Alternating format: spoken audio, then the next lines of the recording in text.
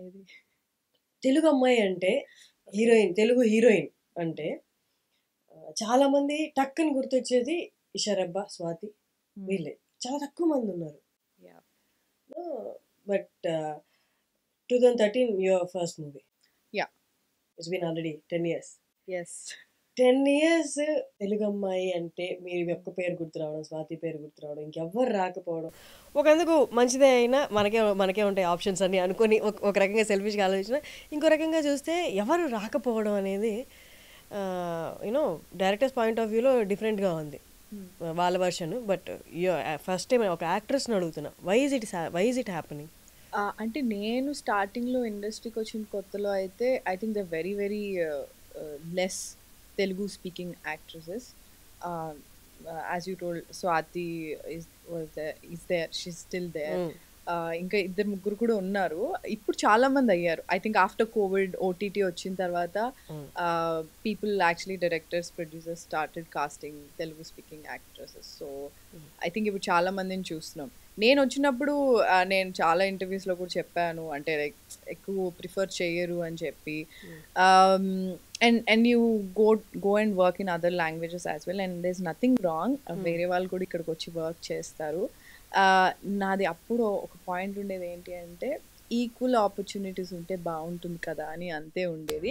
But after COVID ఇప్పుడు చూస్తున్నట్టయితే they are so many actors, అంటే మన తెలుగు వాళ్ళు చాలా మందిని చూసినా I'm very very happy about it. It's nice.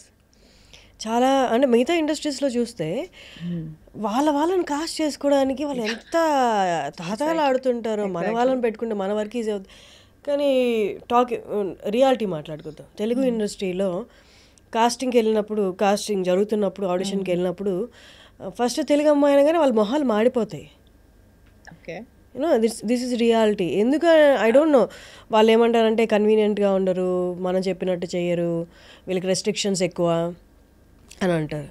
అంటే యాజ్ యూ సెడ్ హర్షిని, మనకి బయట వేరే ఇండస్ట్రీలో లాంగ్వేజ్ ప్రిఫరెన్స్ చాలా ఉంటుంది. లైక్ వాళ్ళకి వాళ్ళ సొంత భాష వచ్చింది అంటే ఇట్లా కళ్ళకు అద్దుకొని తీసేసుకుంటారు. అంటే లిటరలీ హిందీ కానివ్వు, తమిళ్ కానివ్వు, మలయాళం. నేను తమిళ్లో చేశాను, మలయాళంలో కూడా చేశాను. ఈవెన్ హిందీలో కూడా కొన్ని ఆడిషన్స్ ఇచ్చాను, తమిళ్లో ఇచ్చాను, మలయాళంలో కూడా ఇచ్చాను. వాళ్ళందరికీ ఏంటి అంటే, ఆ అమ్మాయి బాగుంది, ఓకే చలో ఒక ఆడిషన్ చూద్దాం. ఆ అమ్మాయికి ఎంతవరకు లాంగ్వేజ్ వస్తుంది, ఎట్లా ఏంటి, అసలు ఈ షీ ఫ్లూయెంట్ అట్లీస్ట్, అంటే కొంచెమన్నా ఆమె మాట్లాడుతుందా. వాళ్ళకి లాంగ్వేజ్ రాదు అంటే, కొంచెం కూడా మాట్లాడలేకపోతుంది అంటే, కాన్వర్సేషన్ కూడా చేయలేకపోతుంది అంటే వాళ్ళ మొహాలు మాడిపోతాయి. అంటే లిటరలీ ఒక చిన్న డిస్కషన్ అవుతుంది, అరే లాంగ్వేజ్ వచ్చిన ఆమెను తీసుకోవచ్చు కదా, మనం ఎందుకు ఈ మొత్తం ఇప్పుడు స్ట్రగుల్ అవ్వాలి అని. అంటే ఒక బాడీ లాంగ్వేజ్ నీకు అర్థం అవుతుంది. సో వాళ్ళు ఎక్కువ ప్రిఫరెన్స్ ఇచ్చేది, అరే భాష వచ్చి మన వాళ్ళు ఉంటే బాగుంటుంది కదా, ఇంకా కంఫర్టబుల్గా ఉంటుంది, తొందరగా వర్క్ కూడా అయిపోతుంది అనేది నేను విన్నా, చూసాను. ఇప్పటికీ నేను ఒక మలయాళంలో ఒక సినిమా చేశాను. I think that got released 2022లోనో 3లోనో రిలీజ్ అయింది మూవీ. ఇప్పటికీ నాకు ఇప్పుడు మలయాళంలో నేను చెయ్యాలి అంటే అక్కడ మేనేజర్స్ కానీ ఎవరైనా తెలిసిన వాళ్ళైతే ఏం సజెస్ట్ చేస్తారంటే, ఇక్కడ మలయాళం వచ్చిన వాళ్ళకి ఎక్కువ ప్రిఫరెన్స్ ఉంటుందండి అన్నారు. నాకు ఓకే, అండర్స్టాండబుల్ థింగ్ అది ఆబ్వియస్లీ ఓకే. ఎందుకంటే అక్కడ నేను మలయాళం సినిమా చేస్తున్నప్పుడు, నేను కుంచకో బోబన్ నా ఫస్ట్ హీరో మలయాళంలో, మేము యాక్ట్ చేస్తున్నప్పుడే ఆయన 2 movies back to back release అయినాయి. నా సినిమా అయిపోయే లోపల ఆయన ఒక 2-3 సినిమాలు షూట్ కూడా చేస్తున్నారు.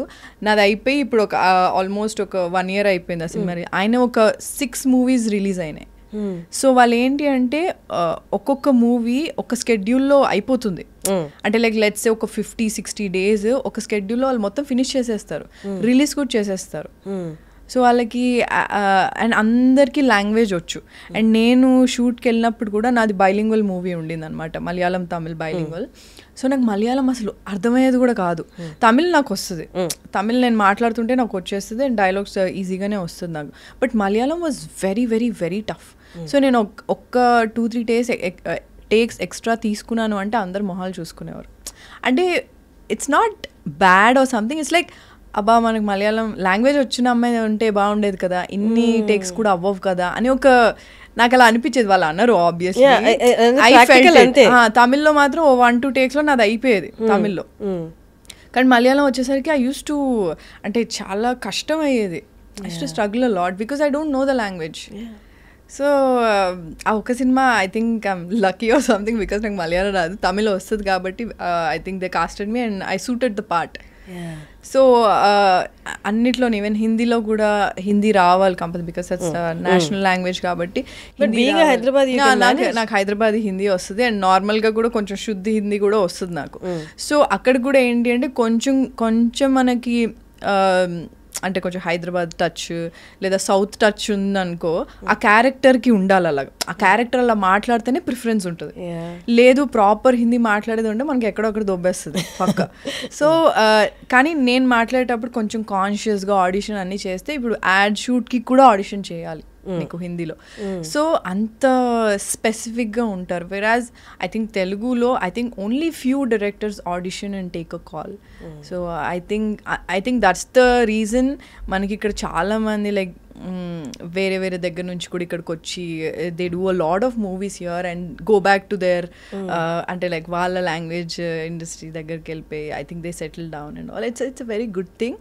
బట్ దట్స్ వాట్ అంటే అక్కడ ఉన్నట్టు ఓన్లీ లాంగ్వేజ్ ఉన్న వాళ్ళకి ప్రిఫరెన్స్ ఇవ్వమని నేను అనట్లేదు, బట్ ఈక్వల్ ఆపర్చునిటీస్ అనేది ఎప్పుడు ఉండాలన్నది that's what I feel. Like we also spoke Subramaniapuram shooting అప్పుడు మన ఇద్దరం కూడా చాలా మాట్లాడుకున్నాం. So after I think lockdown తర్వాత it has changed a lot. I think ఎప్పుడైతే కొంతమంది యాక్టర్స్ అసలు ఉన్నారా లేరా అని తెలియని వాళ్ళు కూడా ఓటీటీలో మంచి క్యారెక్టర్స్తో వచ్చారు. ఎగ్జాక్ట్లీ. అంటే మనకి యాక్టింగ్ ఈమె బాగా పర్ఫామ్ చేస్తుందా, any actor, it can be any male or female, any one బాగా చేస్తుందా చేయదా అనేది నువ్వు ఒక మంచి క్యారెక్టర్ చేసినప్పుడే తెలుస్తుంది. సో అలాంటి కొంతమంది యాక్టర్స్ ఈవెన్ నాకు కూడా నువ్వు ఒక మంచి క్యారెక్టర్ వస్తే కానీ నువ్వు నిన్ను ప్రూవ్ చేసుకోలేదు, అప్పుడే అందరు నిన్ను చూస్తారు. Okay she's capable of doing these kind of roles or characters or ఇంత మంచి పర్ఫార్మెన్స్ ఇస్తే ఒక పర్ఫార్మర్ అని ఒక పేరు రావడం అనేది చాలా చాలా కష్టం. So I think after lockdown కొంతమంది యాక్టర్స్ అలాంటి క్యారెక్టర్స్ని తీసుకొని సడన్గా నీకు ఓటీటీలో వాళ్ళని చూసి ఏంటి వీళ్ళు ఇంత బాగా యాక్ట్ చేస్తారో, అలాంటి యాక్ట్రెసెస్ చాలామంది నేను చూశాను actors. So I think we are in a great space right now.